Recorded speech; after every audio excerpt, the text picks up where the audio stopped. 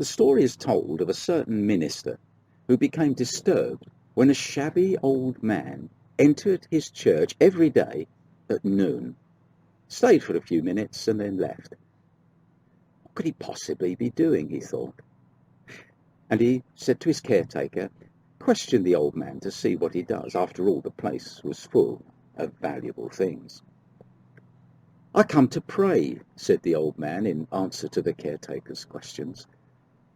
And the caretaker said, "No, you can't. You don't stay long enough to pray."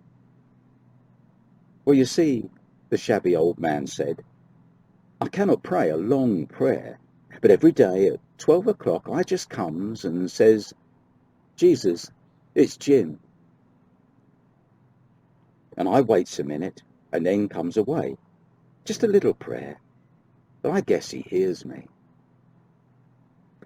When Jim was injured some time later and taken to hospital, he had a wonderful influence in the ward.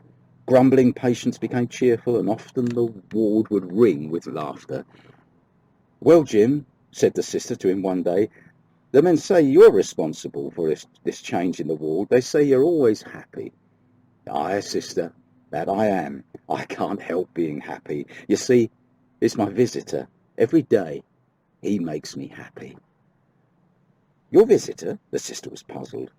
She always noticed that Jim's chair was empty on visiting days, for he was a lonely old man with no relations. "Your visitor?